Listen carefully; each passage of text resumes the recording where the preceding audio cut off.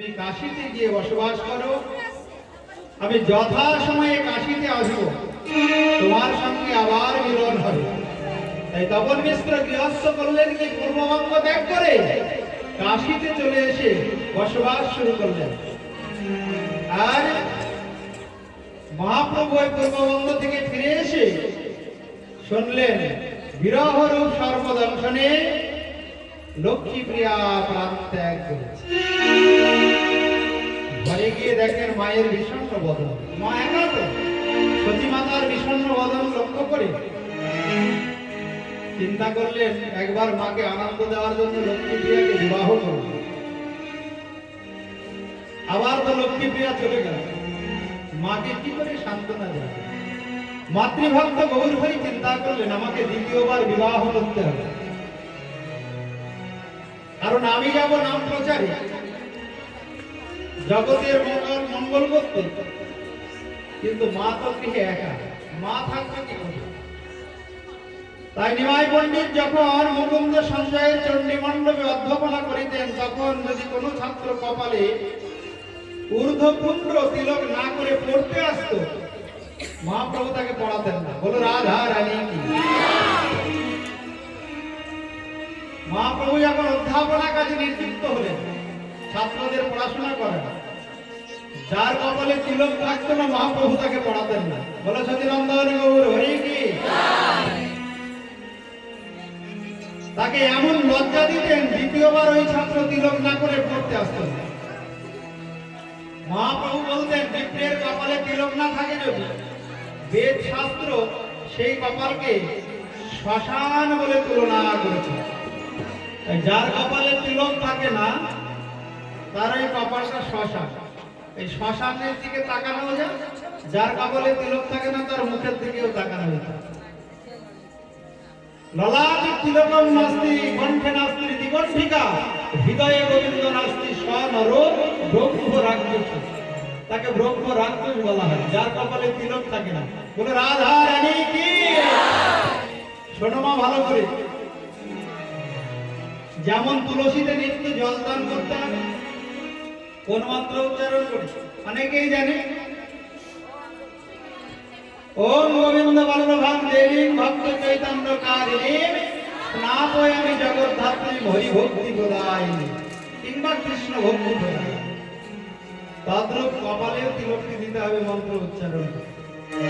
যার কপালে তিলক থাকে না সে কপালটা শ্মশান। মনে রাখবে মা, কিছু না হোক একটু তিলক ধারণ করতেই হবে।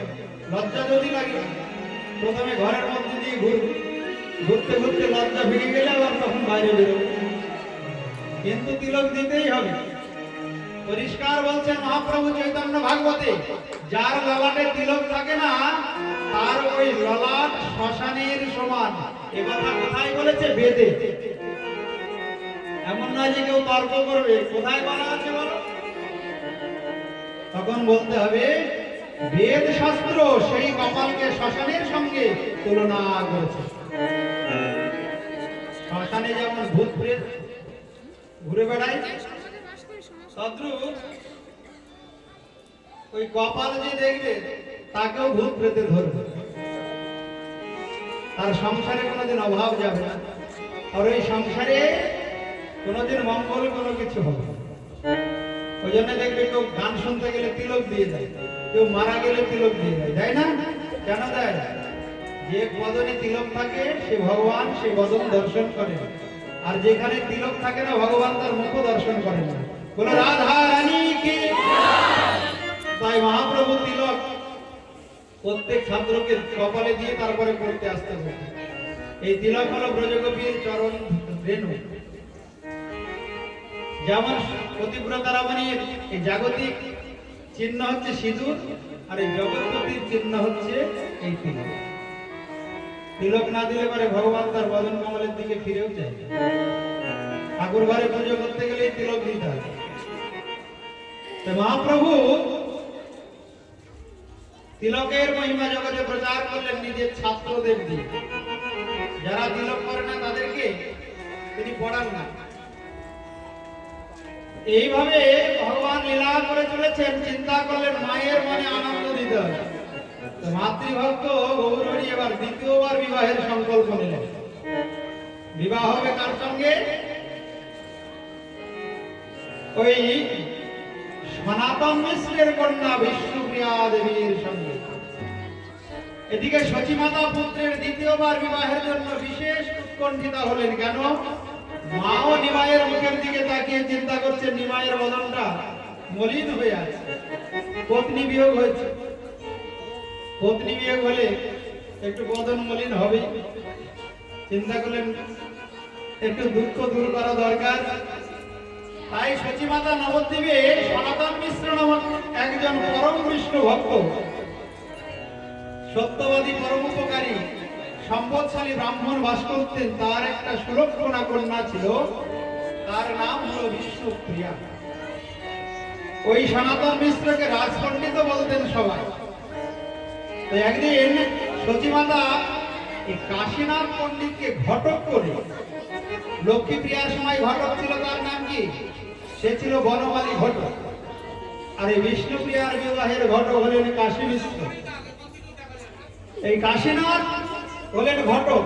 এই কাশীনাথ পণ্ডিতকে ঘটক করে রাজপণ্ডিত সনাতন মিশ্রের পরমা সুন্দরী বিষ্ণু ভক্তি পরায়ণা কন্যা বিষ্ণুপ্রিয়ার সহিত নিমাইয়ের সম্বন্ধ স্থাপন করলেন।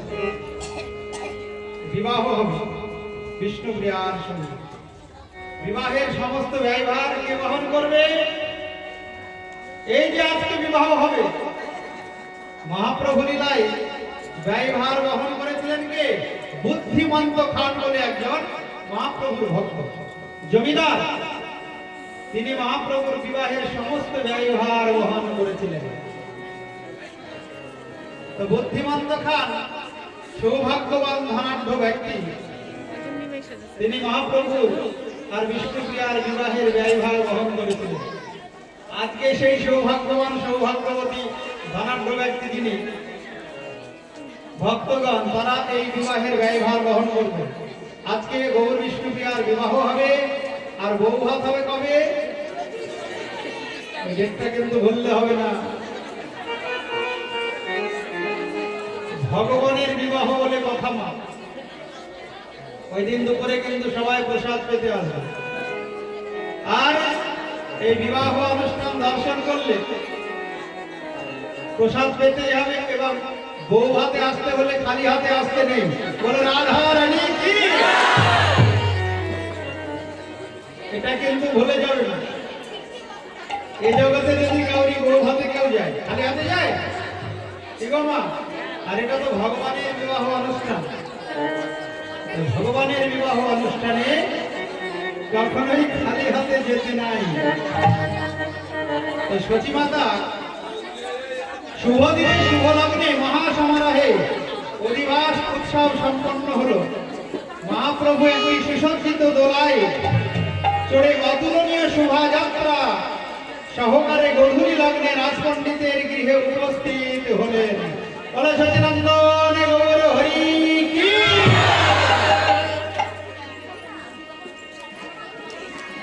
বিবাহ অনুষ্ঠান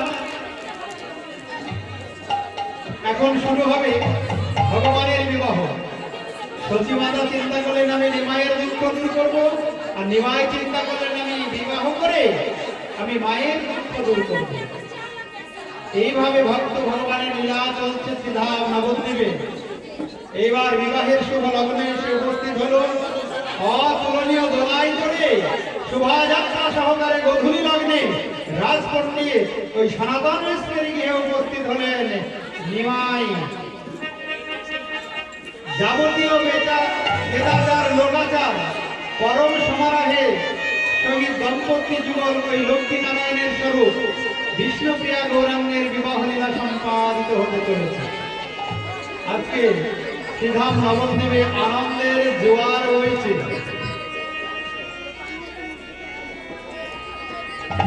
ওই সনাতন মিশ্রের কন্যা বিষ্ণুপ্রিয়া একদিন সুরধুনী গঙ্গায় গেলেন জল আনতে।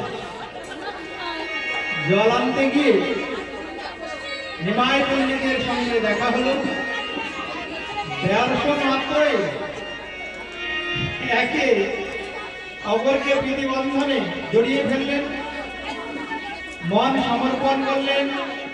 এইবার কাশীনাথ পণ্ডিত যে ঘটক, সে ঘটকের মাধ্যমে সচিমাতা সংবাদ পাঠিয়ে সমস্ত বিবাহের অনুষ্ঠানের আয়োজন করলেন।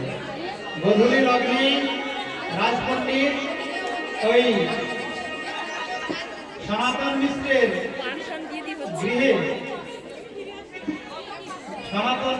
গৃহে বিবাহ অনুষ্ঠান শুরু হয়েছে। বলো সনাতন মিশ্র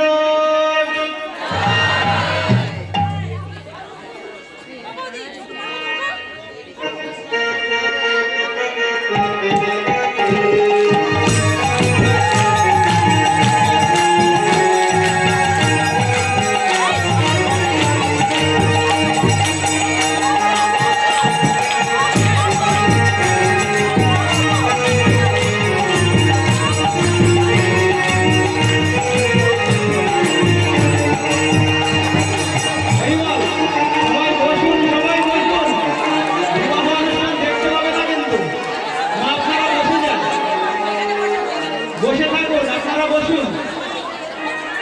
ভগবানের বিবাহ, এই বিবাহ লীলা দর্শন করলেও ভগবানের কৃপা লাভ হয়ে যাবে। গৌর বিষ্ণুপ্রিয়ার বিবাহ লীলা, আপনারা সবাই বসুন। যে যেখানে আছেন বসে যান, না বসলে আপনারা দেখতে পাবেন না।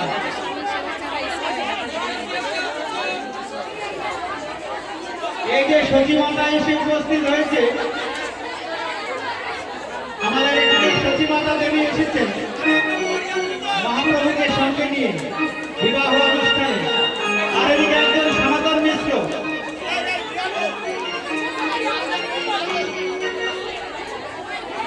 সনাতন মিশ্র প্রভু এখানে আছেন। ওই পাগড়ি দেওয়া প্রভুটাকে এখানে দেখা। হরে কৃষ্ণ।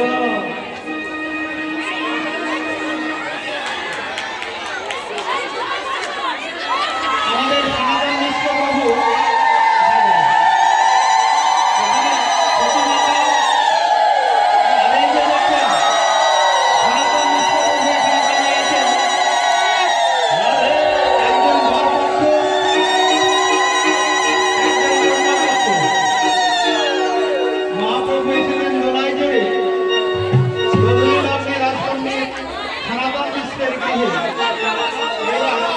শুরু হয়েছে বিবাহ অনুষ্ঠান।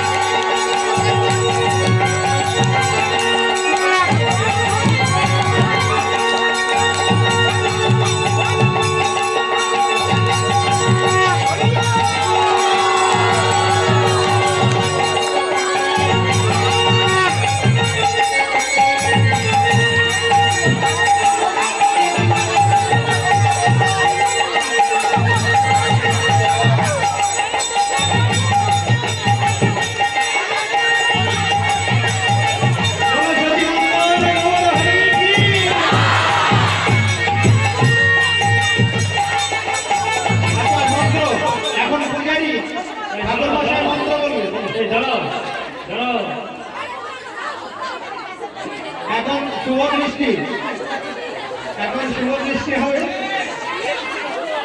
গৌর বিষ্ণু শুভ দৃষ্টি।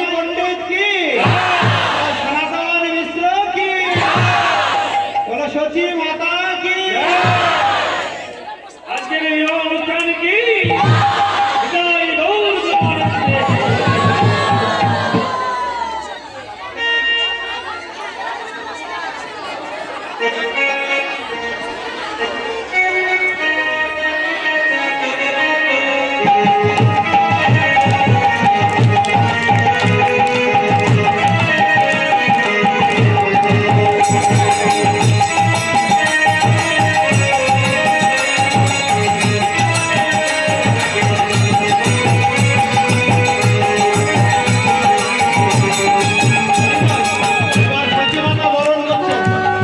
নিমাই পণ্ডিত বিবাহ করে নিজের টেনে নিয়ে এলেন বিষ্ণুটি আদরে। এই গর্ভমাতা আসক্ত গর্ভ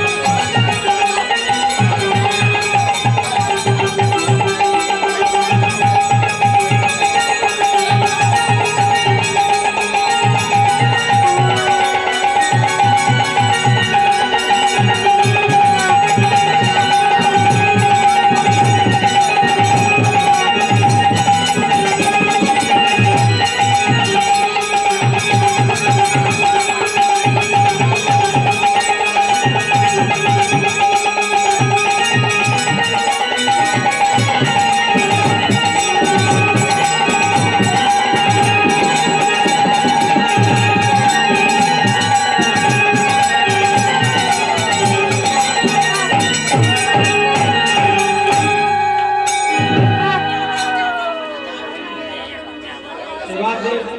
উলুধ্বনি হয়নি কেন? উলুধ্বনি হচ্ছে না কেন?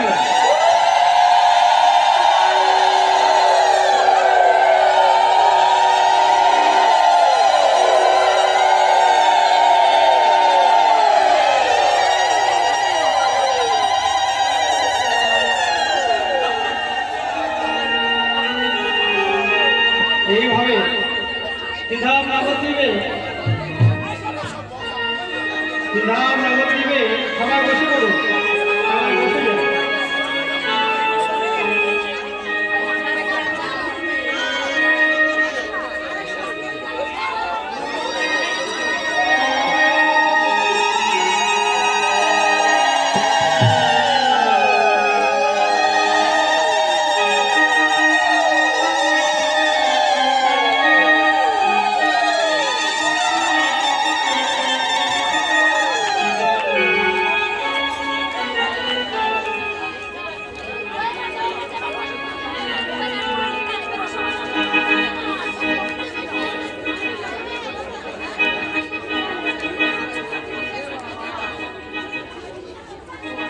बोलो राधा रानी की, बोलो सच्चिदानंद गौर हरि की।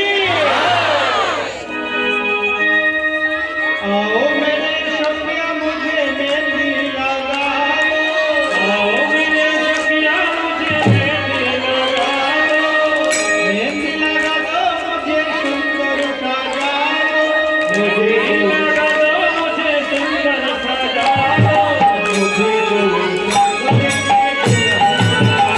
ओ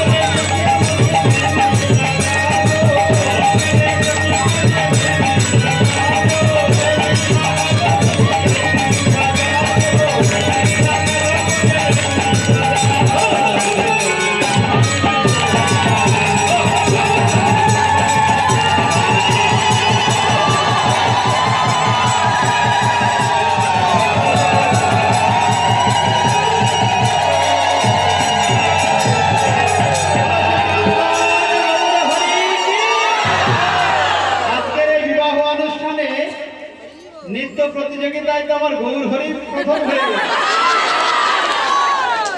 কিন্তু বিষ্ণুপ্রিয়া দেবীর নাচার কথা মনের আনন্দে, কেন? জগৎপতি ভগবানকে পতিরূপে লাভ করেছে।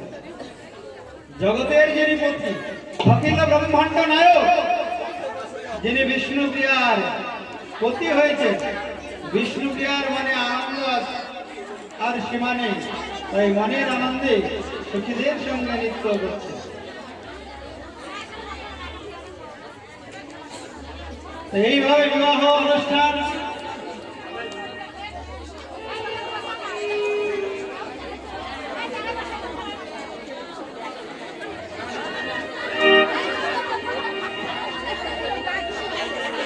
আচ্ছা ঠিক আছে। ওই কহে গোবিন্দ, ওই হে গোপাল, कोई कहे गोविंदा, कोई है गोपाल। আচ্ছা ভক্তবর্গ তার একটা বিষ্ণুপ্রিয়ার নৃত্যের গান হোক। বিষ্ণুপ্রিয়ার এই নৃত্যটা ভালো হয়নি। ওই কহে গোবিন্দ, ওই হে গোপাল, ওই কহে গোবিন্দ, ওই হে গোপাল, ওই তো কহু সাবরিয়া বাসুদেবা। সবাই এক জায়গায় ভিড় করলে কিন্তু হবে কি করে?